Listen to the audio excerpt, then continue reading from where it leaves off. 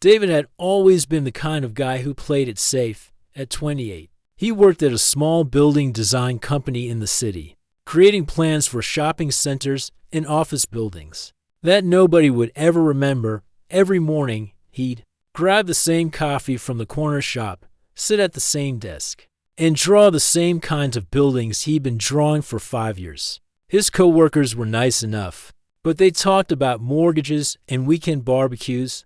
David would smile and nod, but inside he felt like something was missing. He'd look out his office window at the tall buildings downtown and wonder if this was really all there was to life. The truth was, David used to dream bigger. In college, he'd spend hours looking at pictures of amazing buildings from around the world.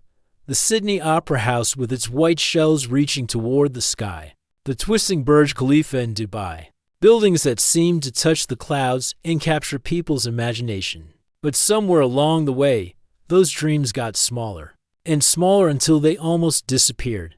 His apartment was quiet in the evenings, too quiet. David would order takeout, watch the news, and go to bed early. Weekends were for laundry and grocery shopping. Sometimes he walked through the park just to see other people living their lives, wondering what it would feel like to be excited about something again. That's when he saw the flyer taped to a coffee shop window. Join the City Astronomy Club every Thursday evening at community college. There was a picture of Saturn with its beautiful rings, and something about it made him stop walking. He'd always liked looking at the stars as a kid, back when the world seemed full of possibilities. David almost didn't go that first Thursday. He sat in his car outside the community college for 10 minutes, telling himself this was silly. What did he know about space? But something made him get out of the car and walk through those doors. The astronomy club met in a small classroom with about 15 folding chairs. Most of the people were older, retired folks who brought their own telescopes and talked about meteor showers like they were old friends. They were kind to David, asking his name and making room for him in their circle. For the first time in months, he felt like he belonged somewhere. Every week, David learned something new. Did you know there are more stars in the universe than grains of sand on every beach on Earth? Did you know some stars are so big that if you put one where our sun is, it would swallow up everything out to Jupiter? The club leader, an old teacher named Bob, would set up telescopes in the parking lot after each meeting. David would take turns looking through them, seeing the moon's craters up close, the rings of Saturn, and distant galaxies that looked like smudges of light. But the real magic happened when David started sketching. He'd bring his drawing pad and try to capture what he saw through the telescopes. The way moonlight created shadows in lunar valleys, the delicate spiral arms of distant galaxies. For the first time since college, his drawings felt alive with purpose. 8 months passed like this. David looked forward to Thursday evenings more than anything else in his week. He bought his own small telescope and started going to the roof of his apartment building. On clear nights, learning the constellations and watching the planets move across the sky. His coworkers thought it was a nice hobby. David knew it was becoming something more. Then one Thursday evening in March, everything changed. Bob announced they had a special guest speaker, a real scientist from the university who studied planets around other stars. David had heard about these exoplanets on science shows, but he'd never met anyone who actually searched for them. When she walked into the classroom, David felt the energy in the room shift. Dr. Lisa Rodriguez wasn't what he expected. She was young, maybe in her early 30s, with dark hair pulled back and eyes that seemed to hold the universe. But it wasn't just how she looked. It was the way she moved with quiet confidence, like she knew secrets about the cosmos that most people could never imagine. She set up her laptop and started talking about her work, not in boring scientific language, but like she was sharing the most incredible adventure story ever told. She showed pictures of planets orbiting distant stars. Some were giant gas worlds closer to their suns than Mercury is to ours. Others were rocky planets where it might rain diamonds or snow metal. We found over 5,000 of these worlds, she said, clicking through images that looked like something from a dream. And we're just getting started. In the next 10 years, we'll launch telescopes so powerful they'll be able to see the atmospheres of Earth-like planets. We might even detect signs of life. David found himself leaning forward in his chair. This wasn't just science. This was exploration of the highest order. This was about answering the biggest question humans had ever asked. Are we alone? Dr. Rodriguez talked about her current project, something she called the most ambitious thing she'd ever attempted. She wanted to design a new kind of space telescope, one that could work differently than anything ever built. But the project needed more than just science. It needed people who could imagine how humans might actually build and use these incredible machines in space. The problem with most space projects, she said, is that scientists design the science part and engineers design the engineering part. But nobody thinks about how it all fits together. How do people actually work in space? How do you design something that needs to function perfectly millions of miles from the nearest repair shop? After her talk, most people asked the usual questions about black holes and alien life. David waited until almost everyone had left. His heart was beating fast, the way it used to before big presentations in college. He approached her table where she was packing up her laptop. Dr. Rodriguez, he said, his voice steadier than he felt. I'm curious about something you mentioned, the design challenges for space structures. I work in architecture, and I've been wondering about how you'd approach building something that needs to work in zero gravity, with no atmosphere and extreme temperature changes. Her eyes lit up immediately, not with polite interest, but with genuine excitement. That's exactly what I'm talking about, she said, setting down her laptop case. Most people think space projects are just about the science, but you can have the most brilliant scientific instrument in the world. And if the structure fails, or if humans can't actually use it effectively, the whole mission fails. They talked for 20 minutes about materials that could handle the harshness of space, about how to design things that astronauts could actually repair, about the psychology of people living and working in isolated environments. David found himself describing ideas he didn't even know he had, ways to think about architecture not just as buildings anchored to the ground, but as environments for human life anywhere in the universe. When the janitor started turning off the lights, Dr. Rodriguez looked surprised at how much time had passed. This is fascinating, she said. I don't suppose you'd be interested in grabbing coffee sometime? I'd love to hear more of your ideas about space architecture. David walked to his car feeling like the world had shifted beneath his feet. For 8 months, he'd come to astronomy club to escape his ordinary life for a few hours each week. Now, suddenly, he felt like his ordinary life might be the foundation for something extraordinary. That night, he stood on his apartment building's roof with his telescope, but instead of looking at distant galaxies, he found himself staring at the International Space Station as it passed overhead. For the first time, it didn't look like a distant point of light. It looked like something humans had built, something that proved ordinary people could reach beyond Earth and touch the stars. David didn't know it yet, but his life of small dreams and safe choices was about to become something much bigger. Sometimes the most important moments look simple when they're happening. A conversation after a lecture, a question asked in a half-empty classroom, the decision to walk through a door instead of staying in the car. But those simple moments can change everything.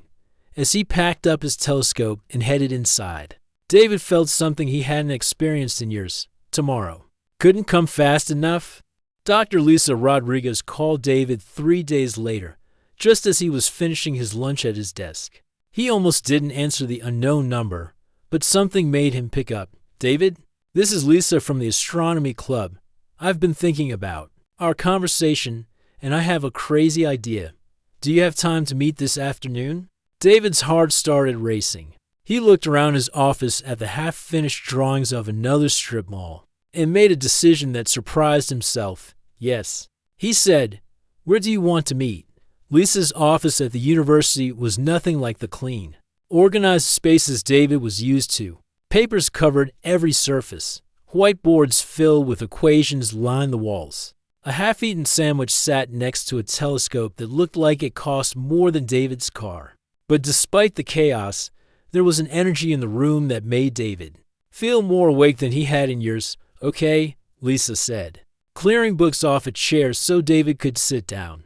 "I'm going to tell you something that might sound impossible. I'm working on a proposal for NASA, a space telescope unlike anything ever built.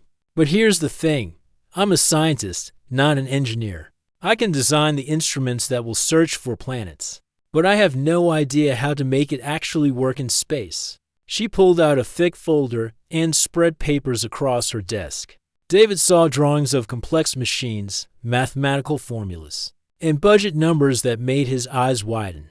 "This telescope won't just sit in one place like the Hubble," Lisa continued. "It needs to be modular, pieces that can be assembled and reassembled in space. It needs living quarters for astronauts who might spend months working on it. It needs to be designed so that if something breaks millions of miles from Earth, people can actually fix it." David leaned forward, studying the papers. His mind started working in ways it hadn't for years. "You're talking about architecture. For space," he said slowly. "Not just a machine, but a place where people live and work." "Exactly." Lisa's eyes lit up.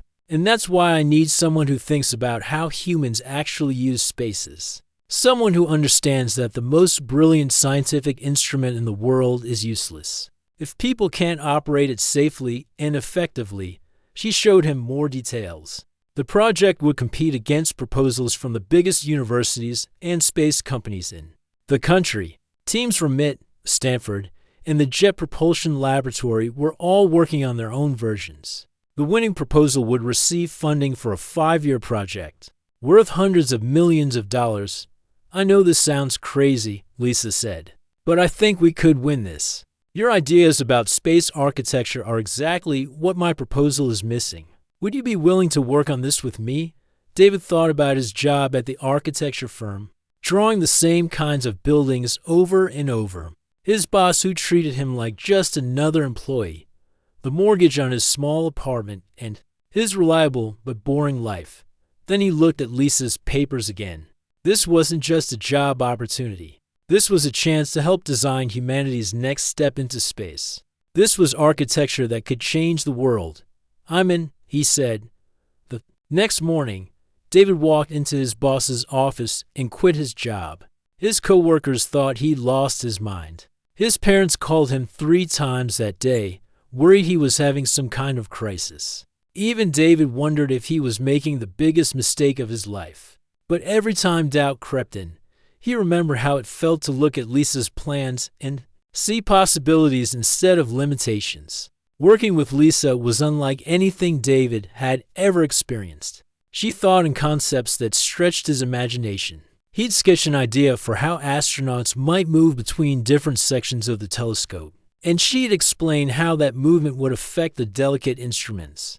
Measuring light from distant stars, she'd describe the science behind detecting atmospheres on planets hundreds of light years away, and he'd figure out how to design workspaces where people could operate their equipment. For months at a time, they worked 18-hour days in her cluttered office, surviving on coffee and takeout food. David learned more about physics and astronomy in 2 weeks than he had in his entire life. Lisa discovered that thinking about human needs changed everything about how she approached scientific problems. "You know what nobody talks about in space missions?" David said one evening as they worked late. "Loneliness. You're designing this amazing telescope, but the people operating it are going to be farther from Earth than any humans have ever been. How do you design a space that feels like home when home is just a tiny blue dot?" In the distance, Lisa stopped writing equations and looked at him. "I never thought about that," she said. "In all my training, all my research, nobody ever asked what it feels like to be human in space." That conversation changed their entire approach. They started designing not just a telescope, but a place where people could live, work, and stay connected to their humanity while exploring the cosmos. David created sleeping quarters with windows positioned to give astronauts the best views of Earth. He designed common areas where the crew could gather for meals and conversation. He even included small gardens where people could grow plants, bringing a piece of Earth's life with them to the stars. Lisa's science became more human-centered too. Instead of just focusing on the technical requirements for planet detection, she started thinking about how the discoveries would be shared. with people back on Earth. How do you communicate the wonder of finding another world to someone who's never looked through a telescope? As weeks turned into months, David realized something was changing beyond just their professional collaboration. He found himself looking forward to their late-night work sessions, not just because the project was exciting, but because he enjoyed being around Lisa. She was brilliant, but she was also funny in unexpected ways. She'd make jokes about the universe that only someone who truly understood it could make. She was passionate about her work in a way that made David remember why he'd fallen in love with architecture in the first place. Lisa seemed to be changing too. She started asking David about his life outside of work. She'd bring him coffee in the morning, remembering exactly how he liked it. Sometimes, when they'd hit a breakthrough in their design, she'd smile at him in a way that made his heart skip. But it was more than attraction. David realized that for the first time in his adult life, he was working with someone who saw his potential more clearly than he saw it himself. Lisa didn't just want his help with her project. She genuinely believed he was capable of things he'd never imagined. The breakthrough came at 3 in the morning on a Tuesday in October. David had been struggling with the structural design for the telescope's rotating sections. Everything he tried was either too heavy, too complex, or too fragile for the harsh environment of space.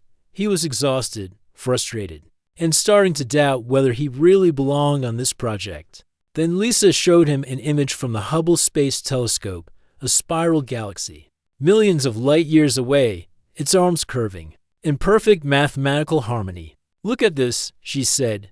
"Nature has been solving engineering problems for billions of years. What if we stopped trying to fight the physics of space and started working with them?" David stared at the galaxy image, and suddenly everything clicked. The solution wasn't to build against the forces acting on their telescope, but to use those forces. He started sketching, his hand moving almost without conscious thought. A design that would rotate like a galaxy, using the motion to strengthen the structure instead of stress it.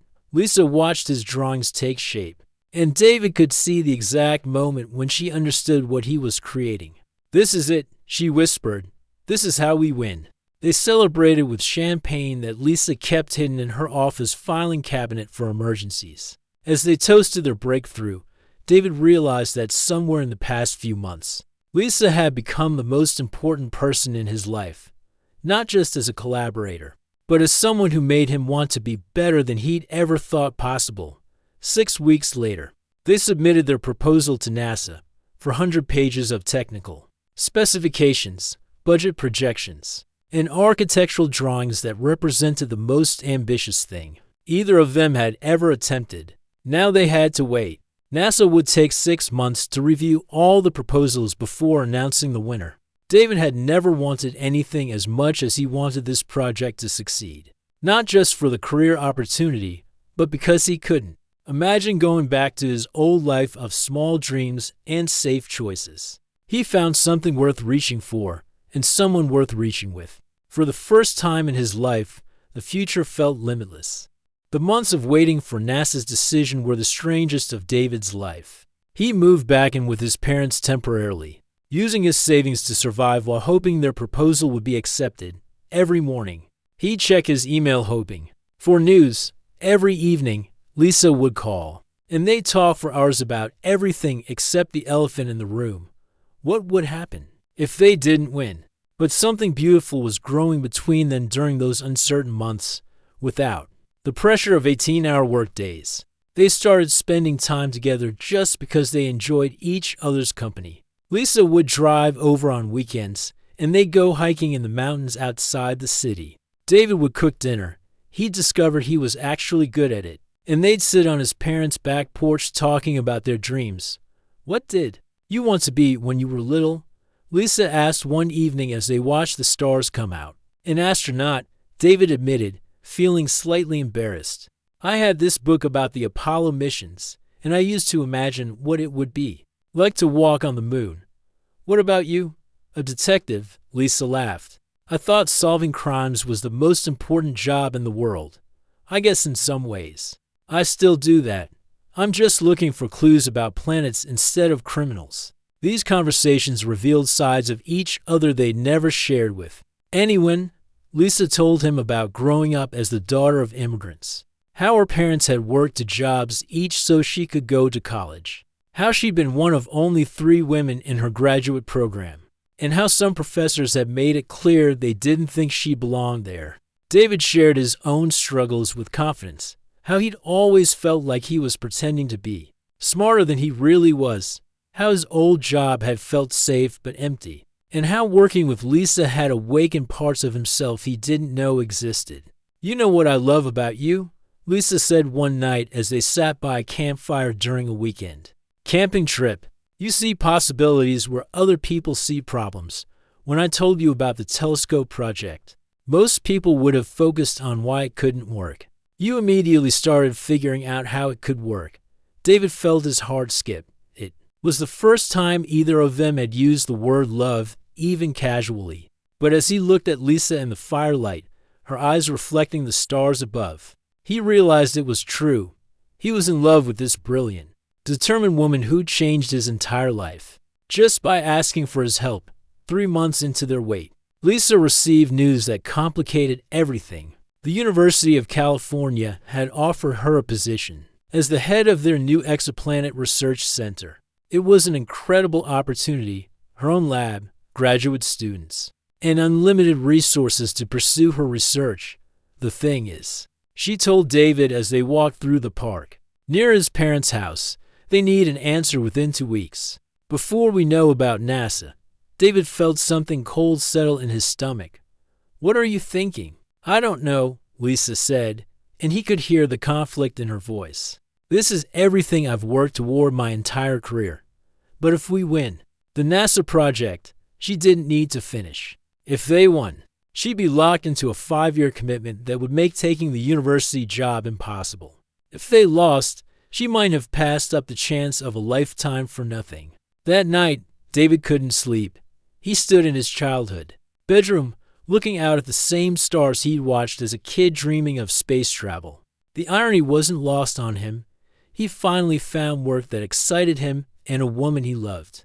But success in one might mean losing the other. A week later, the situation got more complicated. A former colleague from David's old architecture firm called with an offer. A major developer in Chicago wanted to hire him to design a new downtown complex. The pay was double what he made before, and it would mean financial security for the first time in months. David, his father said over dinner that night, "You need to think practically. This space project is a long shot, even if you win. Who knows if the funding will really come through? But this Chicago job is real money, real opportunity." His parents meant well, but they didn't understand. Going back to conventional architecture would feel like betraying everything he'd discovered about himself. But what if his father was right? What if he was being naive? The pressure came to a head during a crucial presentation to NASA's advisory panel. 3 weeks later, David and Lisa had been invited to Washington to defend their proposal alongside the other finalists. It was their chance to convince the decision-makers that their design wasn't just scientifically sound, but actually buildable. The presentation started well. Lisa explained the science with her usual passion and clarity. David walked the panel through their architectural innovations, showing how every design choice served both human needs and scientific requirements. The panel members asked thoughtful questions, and David felt confident in their answers. Then Dr. Richard Sterling stood up. Sterling was a legend in aerospace engineering, the man who designed critical systems for the International Space Station. He was also known for his brutal honesty about impractical projects. "Dr. Rodriguez, Mr. Chen," Sterling said, his voice carrying the weight of 4 decades in the space industry, "your proposal is certainly ambitious. But ambition without feasibility is just fantasy. You're asking NASA to bet hundreds of millions of dollars on unproven technologies, managed by a team with no actual spaceflight experience." He pulled out a thick folder. "I've reviewed your structural calculations, and while creative, they assume manufacturing tolerances that have never been achieved in space-rated components. Your life support systems require maintenance cycles That would be impossible to sustain millions of miles from Earth, and frankly, your timeline is so optimistic it borders on delusional. David felt the air leave the room. He looked at Lisa and saw her face go pale. Sterling wasn't just questioning their proposal. He was systematically destroying it, in front of the people who would make the final decision. Dr. Sterling, Lisa said, her voice steadier than David expected. You're absolutely right that this project pushes boundaries. But that's exactly what NASA is supposed to do. When President Kennedy announced we were going to the moon, people said that was impossible too. The moon program had the full resources of the government and thousands of engineers. With military aerospace experience, Sterling replied, this project has two people who met at an amateur astronomy club. The words hit David like a physical blow. Is that really how the panel saw them? Two amateurs playing at being professionals? After the presentation, Lisa broke down in the parking lot of their hotel. David had never seen her cry before, and it shook him more than Sterling's criticism. What if he's right? She whispered through her tears. What if I've been fooling myself this whole time? Maybe I'm not cut out for projects this big. Maybe I should just stick to research papers and teaching. David held her as she cried, feeling his own doubts crushing down on him. Sterling's words kept echoing in his head. To people who met at an astronomy club, was that really all they were? But as he looked at Lisa, brilliant, passionate Lisa who dedicated her life to expanding human knowledge, something fierce and protective rose in his chest. This woman had discovered planets orbiting distant stars. She designed instruments that could detect the chemical signatures of alien atmospheres. She wasn't some amateur playing at science. She was one of the brightest minds of her generation. And if Sterling couldn't see that, then Sterling was the one who was wrong. Lisa, David said, tilting her chin up so she had to look at him. Do you remember what you told me the first night we worked together? You said that most space projects fail because scientists and engineers work in separate worlds. But we don't do that. We think about the science and the human elements together. He gestured toward the government building where they just presented. Sterling is brilliant, but he's thinking like it's still 1975. He's designing for a world where only government agencies with unlimited budgets can explore space. But that's not the world we live in anymore. Private companies are launching rockets. Billionaires are building space stations. The future belongs to people who can think differently, not people who can only repeat what's been done before. Lisa wiped her eyes and looked at him. You really believe that? I believe in us, David said. And as he said it, he realized it was completely true. Win or lose, we created something incredible together, something that didn't exist before we met. That's not amateur work, Lisa. That's innovation. That night, they sat on the hotel room balcony overlooking the National Mall, talking until sunrise about their dreams, their fears, and their future together. Win or lose with NASA, they both knew something fundamental had changed. They weren't just collaborators anymore, or even just friends. They were partners in every sense of the word. 3 days after they returned home, Lisa called David with news that would change everything. But for now, sitting on that balcony with the woman he loved, watching the sun rise over the city where dreams either come true or die, David felt something he'd never experienced before. He felt ready for whatever came next, as long as they faced it together. The call came on a Tuesday morning at 9:47 a.m. David was sitting in his parents' kitchen, staring at another rejection email from an architecture firm when his phone rang. He almost didn't answer because he didn't recognize the number. David. Chen. The voice was professional, crisp. Yes? This is Director Jennifer Walsh from NASA's Astrophysics Division. Is Dr. Rodriguez available? I'd like to speak with both of you. David's heart stopped. Hold on, please. He ran outside and called Lisa, who was 20 minutes away. She broke at least 3 speed limits getting to his parents' house. They put the phone on speaker and sat at the kitchen table, holding hands, so tightly their knuckles turned white. Dr. Rodriguez, Mr. Chen, Director Walsh began. I want to congratulate you. Your proposal has been selected for funding. Not only that, but based on new developments in international space competition. We're fast-tracking your project. We're prepared to offer you a 5-year contract with an initial budget of $200 million. Lisa made a sound that was half laugh, half sob. David felt like he was floating. There are conditions. Director Walsh continued. Dr. Rodriguez, you'll be the project's scientific director. Mr. Chen, you'll serve as lead architectural consultant. The timeline is aggressive. We want the first modules tested within 18 months. Are you prepared for that level of commitment? Yes, they said at the same time, then looked at each other and started laughing. After they hung up, David and Lisa sat in stunned silence for a full minute. Then Lisa jumped up and started pacing around the kitchen, talking so fast David could barely keep up. Do you realize what this means? She said. We're not just building a telescope. We're creating humanity's first real stepping stone to deep space. The technologies we develop will be used for Mars missions, asteroid mining, maybe even interstellar probes. David stood up and caught her hands, stopping her mid-pace. Lisa, we did it. We actually did it. She looked at him, her eyes bright with tears of joy. We did, didn't we? That's when David realized something that had been building in his heart for months. He loved this woman, not just for her brilliant mind or her passion for discovery, but for the way she'd helped him become someone he'd never imagined he could be. She'd taken an ordinary architect drawing strip malls and shown him he could help design humanity's future among the stars. Lisa, he said, his voice suddenly serious. There's something I need to ask you. She looked puzzled.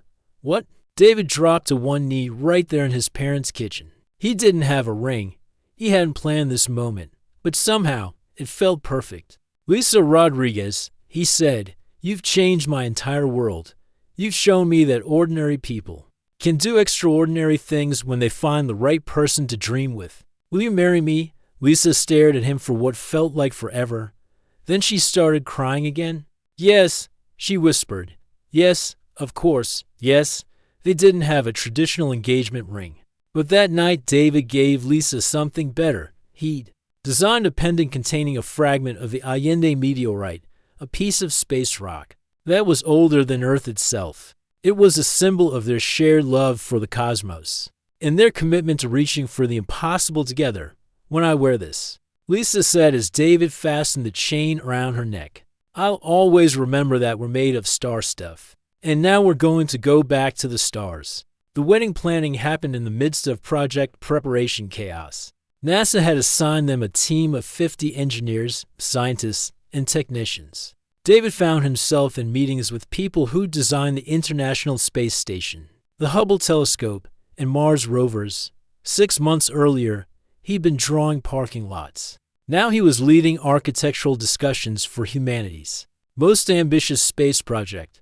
But the real transformation was in how David saw himself. Lisa had always believed in his capabilities, but now he was starting to believe in them too. When veteran aerospace engineers questioned his designs, he didn't back down.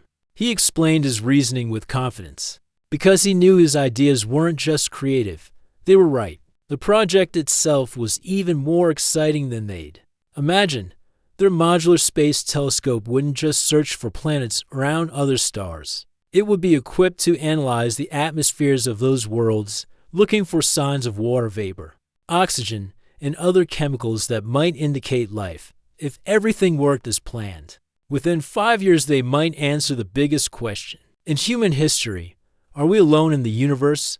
Media attention was intense. Reporters wanted to know about the love story that's launching humanity to the stars. David and Lisa appeared on talk shows, gave interviews to science magazines, and spoke at universities around the country. David still couldn't quite believe that people cared about his opinions on space architecture. Their wedding was small but perfect. They held it at the Griffith Observatory in Los Angeles, with about 40 guests, including their NASA team and families. Lisa's parents flew in from New Mexico. David's parents still seemed amazed that their son was marrying a famous scientist and working for NASA. The ceremony took place in the observatory's planetarium under a dome filled with stars. As they exchanged vows, David looked at Lisa in her simple white dress, the meteorite pendant catching the starlight, and understood something profound, Lisa. He said during his vows, "A year ago I thought my life was small and predictable. I thought I knew my limits. Then you walked into that astronomy club and showed me that the universe is bigger than I'd ever imagined, and so was I. You didn't just become my wife today. You became my partner in reaching for infinity." Lisa's vows made half the guests cry. "David, you taught me that science without humanity is just numbers on a page. You showed me that the most important discoveries aren't just about finding new worlds, but about imagining how people will live in those worlds. Today I'm not just marrying the man I love, I'm marrying my co-creator of the future." After the ceremony, they had dinner under the stars on the observatory's outdoor terrace. Bob from the original astronomy club was there, shaking his head in amazement at how far they'd come. Dr. Sterling, the aerospace engineer who criticized their proposal, had surprised everyone by attending. "I was wrong about you too," he told them during the reception.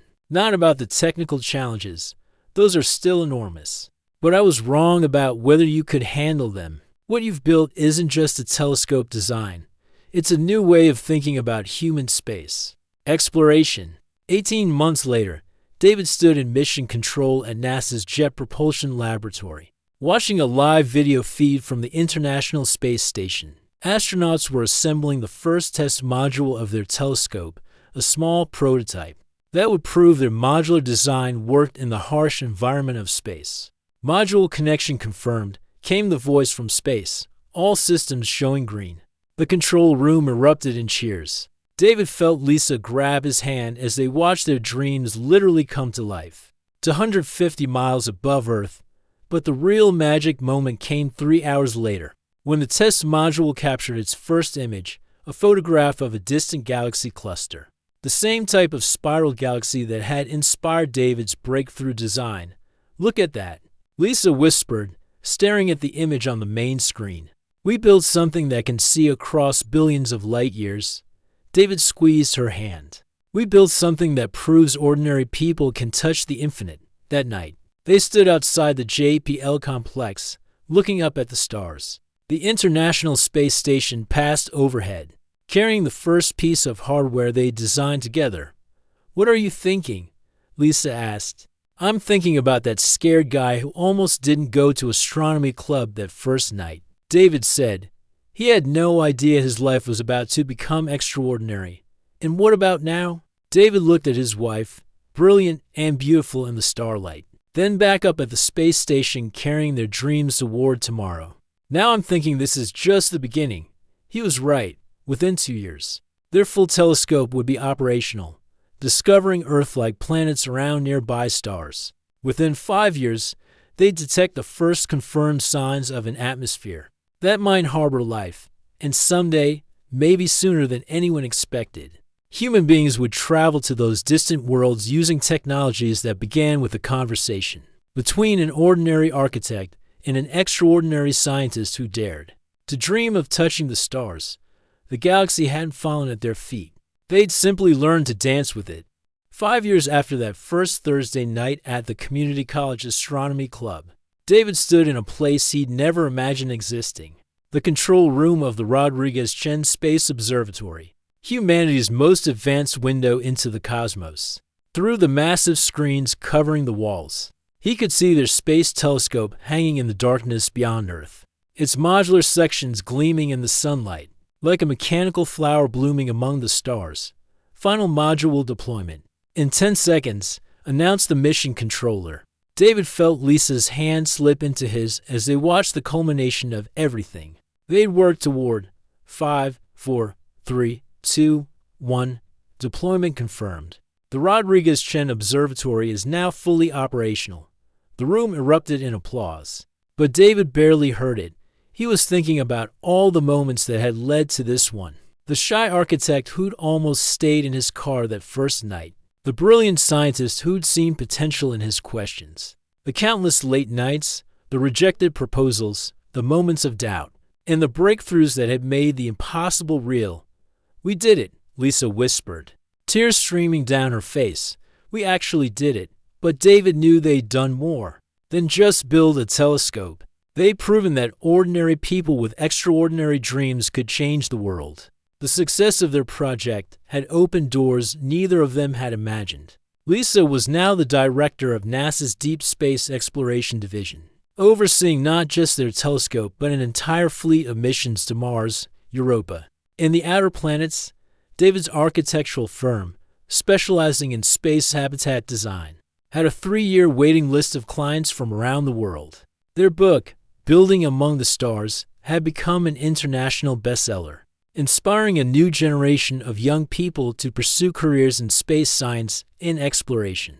David still couldn't believe that kids were reading about his ideas in science classes. But perhaps the most amazing thing was how their success had changed other people's lives. The Rodriguez-Chen Observatory had discovered over 300 Earth-like planets. Orbiting distant stars, 12 of those worlds showed signs of atmospheres that might support life. The project had created thousands of jobs and inspired dozens of other space companies to push the boundaries of what was possible. Dr. Sterling, the aerospace engineer who'd once dismissed them as amateurs, now ran a consulting firm that helped young entrepreneurs develop space technologies. David and Lisa taught me that innovation comes from people who aren't limited by what's been done before, he told a reporter last year. Sometimes the best ideas come from fresh perspectives. 3 months after the telescope's completion, David and Lisa received an invitation that still made them laugh. The same community college where they'd met wanted to name their new science building after them. The dedication ceremony was held on a Thursday evening, exactly 6 years after their first conversation. Bob, the retired teacher who'd run the original astronomy club, cut the ribbon. I've seen a lot of students come and go over the years, he said to the crowd. But David and Lisa proved something important, that the biggest adventures often start with the smallest steps. Sometimes all it takes is showing up and asking questions. After the ceremony, David and Lisa walked through the hallways of the Rodriguez-Chen Science Center, looking at displays about their project and the discoveries it had made. In one classroom, a new astronomy club was meeting, filled with people of all ages looking through telescopes and dreaming of the stars. Think any of them will change the world? Lisa asked, watching a teenage girl adjust a telescope eyepiece. With the same careful concentration Lisa had shown that first night they'd work together. I hope so, David said. The universe is big enough for everyone's dreams. Later that year, on their 4th wedding anniversary, Lisa gave David news that changed everything all over again. I'm pregnant, she said as they sat on the roof of their house, watching the Rodriguez-Chen Observatory pass overhead. David felt the same combination of excitement and terror he'd experienced when Lisa first asked him to work on the NASA proposal. Another leap into the unknown, another chance to build something beautiful and complex and important. Our kid is going to grow up in a world where living among the stars isn't science fiction, Lisa said, her hand resting on her still flat stomach. That's because of what we built together. David thought about the child who would grow up taking space travel for granted, the way his generation had taken the internet for granted. Their son or daughter would probably visit the moon the way David's generation had visited Europe. Maybe they'd live on Mars or help design the first starships to other solar systems. What if they want to be a poet instead of a scientist? David asked, only half joking. Then they'll be the first poet to write about sunsets on other worlds, Lisa replied. Besides, look at us. I'm a scientist who learned about human dreams from an architect. You're an architect who learned about infinite possibilities from a scientist. Our kid will probably combine things we can't even imagine yet. 9 months later, Dr. Sophia Rodriguez-Chen was born on a Tuesday morning in spring. She arrived 3 weeks early, as if she couldn't wait to start exploring the world. The first thing she saw when they brought her to the hospital window was the International Space Station passing overhead, carrying supplies to the construction crew's building, humanity's first permanent moon base using designs based on David and Lisa's modular architecture. Now, 2 years later, David often found himself standing in Sophia's nursery at night, holding his daughter while she slept and pointing out the constellations through her window. He'd tell her stories about the planets their telescope had discovered, about the possibility of alien life, about the adventures waiting for her generation among the stars. "See that bright star?" he'd whisper, pointing to a point of light that was actually their space observatory. "Mommy and Daddy built that together. Someday, when you're older, we'll show you how it works." Sophia would make baby sounds that David chose to interpret as profound scientific insights. The future stretched ahead of them, full of possibilities they were still discovering. NASA had approved funding for their next project, a telescope so powerful it could take pictures of Earth-like planets around nearby stars. If any of those worlds harbored life, humanity would finally know we weren't alone in the universe. David's architecture firm was designing habitats for the first permanent Mars colony. Lisa was planning missions to Europa and Enceladus, the icy moons that might harbor oceans beneath their frozen surfaces. Together, they were consulting on humanity's first interstellar probe, a ship that would travel to Proxima Centauri and send back images of the closest planet outside our solar system. But on quiet evenings, when work was done and Sophia was asleep, David and Lisa still liked to sit on their roof and look at the stars. They'd point out the planets their telescope had discovered, the space stations their designs had made possible, and the infinite possibilities still waiting to be explored. "Do you ever miss the simple days?" Lisa asked one night. "When we were just two people with a crazy idea." David considered the question seriously. Their lives were more complex now, filled with responsibilities and opportunities they'd never imagined. But he thought about the scared, lonely architect who'd almost not gone to astronomy club that first night, and he knew the answer. "No," he said. "I miss the excitement of not knowing what was possible, but I wouldn't trade what we've built for anything." He looked at his wife, brilliant and beautiful and still full of dreams that could change the world. Then he looked up at the stars, where their telescope was at that very moment discovering new worlds and expanding the boundaries of human knowledge. "Besides," he added, "I have a feeling our best adventures are still ahead of us." Lisa smiled and took his hand. "Our daughter's going to think space travel is boring and normal. She'll probably want to explore something we can't even imagine yet." "Like what?" "I don't know. Other dimensions, time travel. Maybe she'll figure out how to communicate with alien civilizations." David laughed. "Or maybe she'll become an artist and paint pictures of all the worlds we've discovered. Or a writer who tells stories about the people who live on those worlds someday." They sat in comfortable silence, watching the universe well overhead. Somewhere out there, around distant stars, planets were spinning through space, worlds that might harbor oceans, continents, maybe even life. Someday, human beings will walk on those alien shores, breathe there under foreign suns, and call those distant worlds home. And it all started with two people who met at a community college astronomy club and dared to dream of touching the stars. The galaxy hadn't fallen at their feet after all. They'd simply learned that with love, determination, and the courage to dream impossible dreams, ordinary people could reach out and embrace the infinite cosmos, making it their own through the sheer audacity of human imagination. Their story was proof that the universe wasn't something distant and untouchable. It was home, waiting for dreamers brave enough to claim it.